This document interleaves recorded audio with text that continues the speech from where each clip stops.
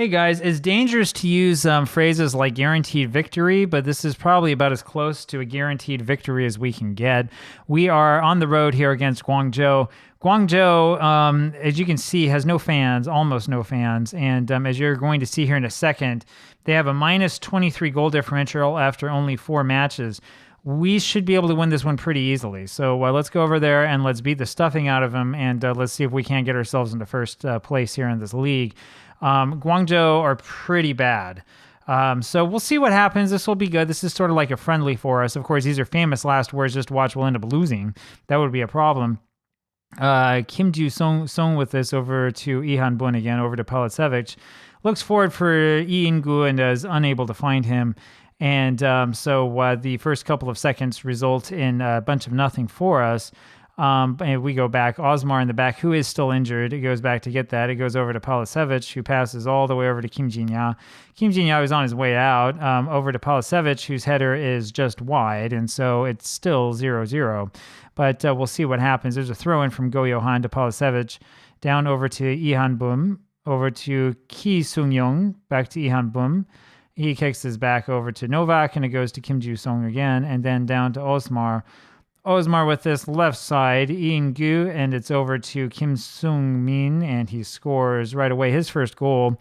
I don't remember how old these players are. This is the thing, it's still the beginning of the save, so I haven't quite learned who everybody is yet, right? We're still trying to get our head wrapped around this, but yeah, I mean, less than 4 minutes into the match, we're up 1-0, and that's kind of what we expect.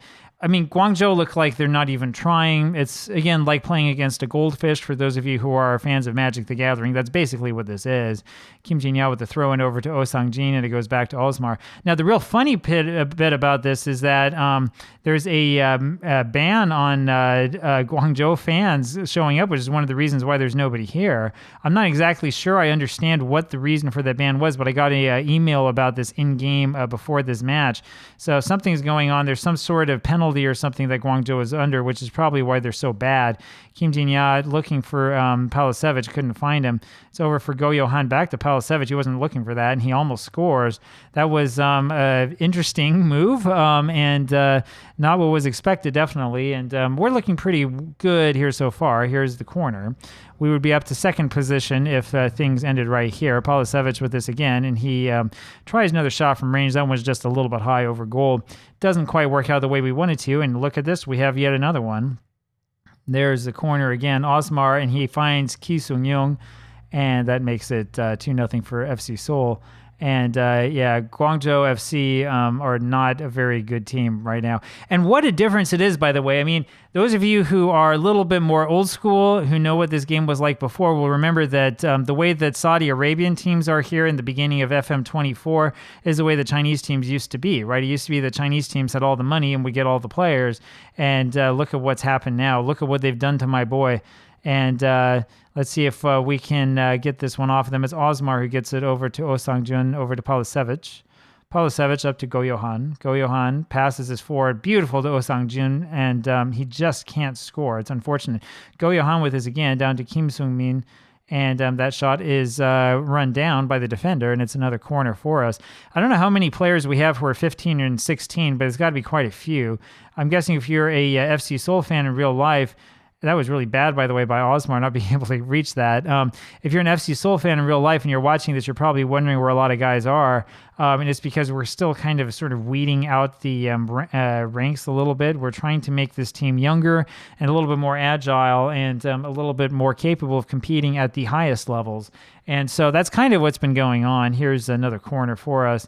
And Daegu is actually behind. That might be good for us. Palisevich over to Lee Han-bun, and unfortunately the header is off target. We say if Daegu gets behind, we might be able to sneak into first place. That would be something, right? Especially since we quite literally changed horses midstream. Palisevich over to Osmar, and that header is just off again. Osmar is injured, and I think that's kind of what's going on. I think it's probably hindering him a little bit. Oh Sang-jin over to Ki Sung-young. We're going to take Osmar off, of course, at the half. There's Lee In-gu, and unfortunately, he was offside anyway, but it's taken away from him at the last second. So you would expect us to score a little bit more than this. I mean, Guangzhou's been losing by margins of like 7-0 in every match.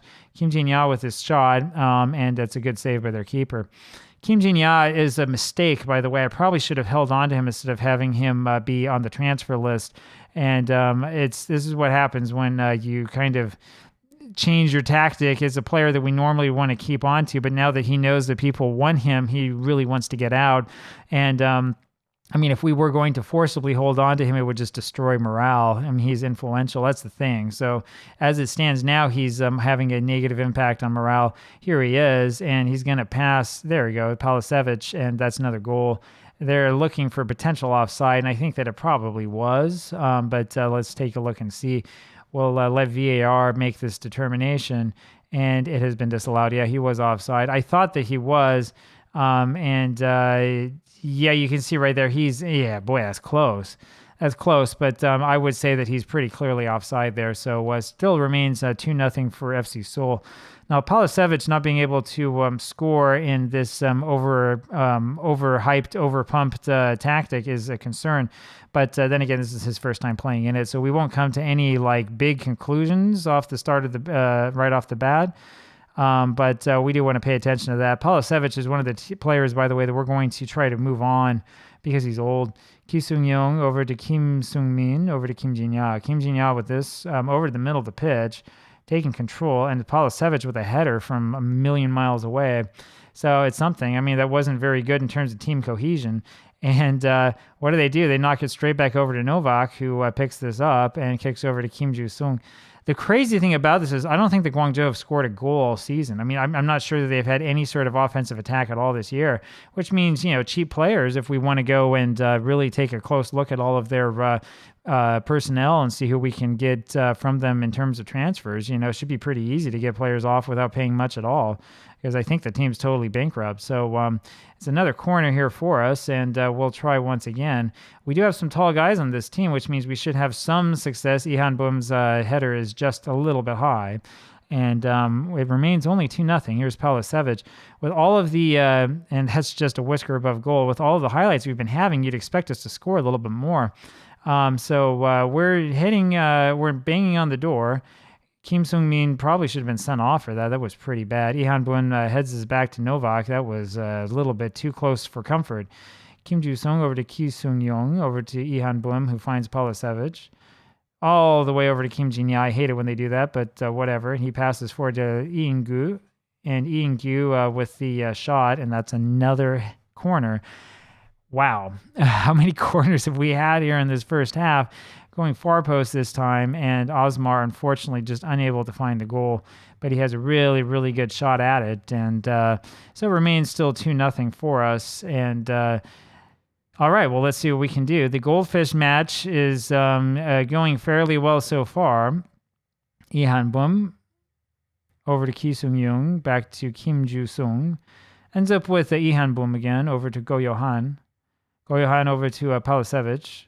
And he finds Ing-gu over to Oh Sang-jin, and boy, his tap is just a little bit off of goal. Should have been a goal.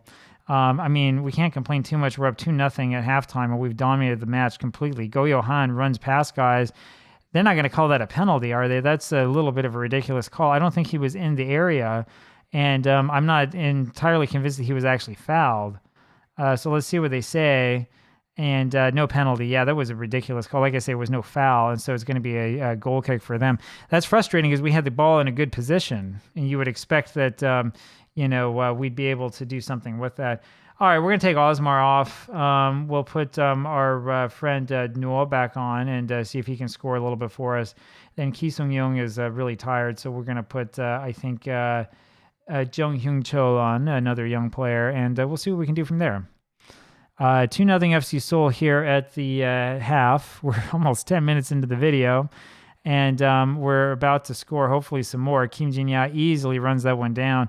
They haven't had much of an attack all game. Kim Ju-sung over to Jung Hyun Chol, back to Kim Ju-sung, over to Palisevich, who finds Go Yohan. Over to Jung Hyung Chul, and there's Palisevich. That's an awful shot by him. He needs to come off. He's been all over the place in this game and has not played very well. And I think we're going to bring him off here around 50 minutes. He wins this in the midfield, which is good. Ing-gu over to No. Ing-gu to Kim Jin-ya over to Palisevich, who must be offside.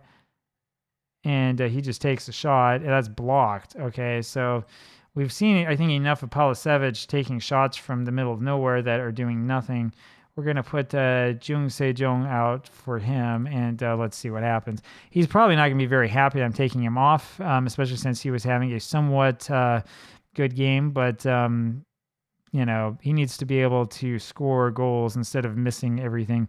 Oh Sang-jin over to Nuo, down to Kim Sung-min. That's one of the problems with these teams, right? You're paying a lot of money for like nothing. And you're like, why is it in real life that we bought this player who doesn't have a great track record of scoring goals, who came out there and missed a whole bunch of shots from point blank range, right? We got to do better than that. Oh Sang-jin, who had that hat trick, has a good pass here, and Jung Se-jong, unfortunately, unable to get that one under control. So let's try this again. In-gyu here with the corner. Looking for Nuo, can't find him, and it'll be Kim Ju-sung who goes into the back and gets that over to In-gyu. Over to Ju Se-jong, who somehow hits the top crossbar, and that goes out. So much for thoughts of us scoring 7 goals today. We've been close. This is a little frustrating here. So this is crossed forward, and the header's there, and it's just right off the top crossbar. I mean, it's one of those football manager things where the game just won't let it go in for whatever reason. And it's going to be Kim Sung-min over here to In-gyu. Here it is back with Nuo over to In-gyu again. Kim Sung-min over to Kim Ju-sung. And he finds Nuo again. And we're just going to sort of stand around and wait to see what happens. In-gyu over to Kim Jin-ya. Kim Jin-ya, good pass over to Jung Se-jong, and it's just a little bit high. So he's had his chances as well and just hasn't been able to score. And we still have 30 minutes left in this match. How about that? So we do have the opportunity maybe here to get a little bit more scoring underway, but we haven't looked much like it. That's a really poor pass by Guangzhou. Ends up back with us. Ihan Boom over to Jung Se-jong. And he passes forward to what's going to be Jong Hyun-chul, who scores the goal. So coming in off the bench, Jong Hyun-chul shows what he's made of, and it's 3-0 for FC Seoul. That's a little bit more like it. So it was a pretty good shot here from range. I mean, he passes this one off, and or the other guy passes this one off, and it ends up with him from far, far away, and he just blasts it, and it goes in. So if we can't get anything close to going, we might as well take a shot from there and see what happens. 3-0 for FC Seoul. Again, I'm not sure that they've had much of an attack at all. You talk about stripping this team for its parts, Guangzhou that is, and I'm not sure what kind of parts we'd get out of it if we did strip them, right? I mean, because this looks pretty bad. This is sort of popped up. Ihan Boom goes over and grabs this, and we'll corral it over to Jung Se-jong, over to Oh Sang-jin, and he just takes a shot from close range. He really should have passed there, I believe. So let's see what we can do here. It's going to be a throw. Oh Sang-jin again with it. And a very good move on his part. And Jung Se-jong is very unlucky that one goes just wide of goal. That was a real good sort of back and forth to win space away from his man. Jung Se-jong now ends up with Jong Hyun-chul. Over looking for In-gyu, finds him. Kim Jin-ya now with it, and ends up with Noah in the back. Noah over to Kim Ju-sung, and that's the end of that highlight. So we've had some problems. Ihan Bun needs to come off. I know he's really tired. Noah over to Kim Sung-min, over to Kim Ju-sung, over to Ihan Bun again.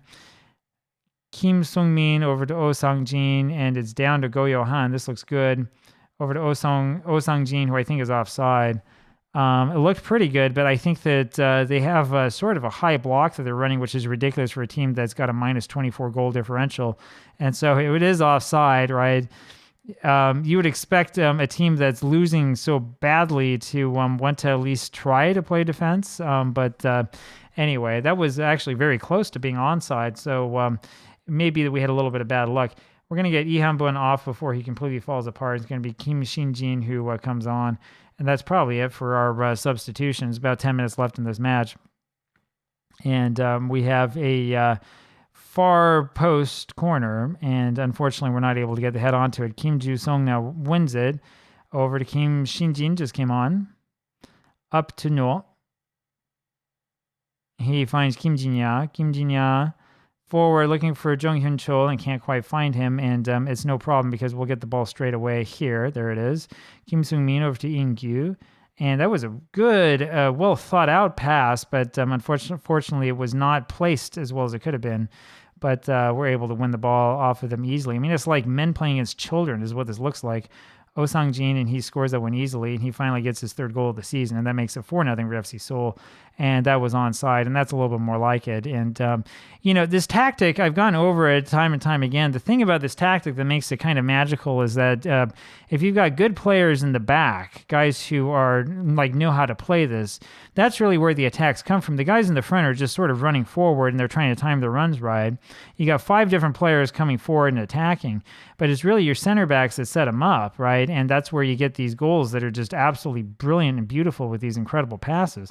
Let's see if we do it again. So no over to In-Q, and that was another one of those incisive passes. It's designed so that the player up front is supposed to run forward with that ball and get in all sorts of space and right behind the defense. Unfortunately, it works sometimes it doesn't work, right?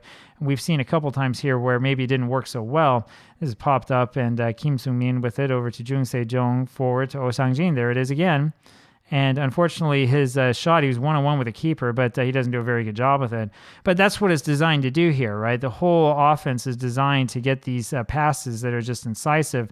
And if you have guys who have some speed, and I'm not so sure how fast some of these guys in front we have are really, if you get some guys with some speed, you can make some pretty impressive things happen. So far, so good. We're really, really close to the end of this match. Here's Novak over to Kim Ju-sung. Pops this up for Go Johan. Go Johan, right side, moves this forward over to Oh Sang-jin, and that was almost another goal. That's the end of the match.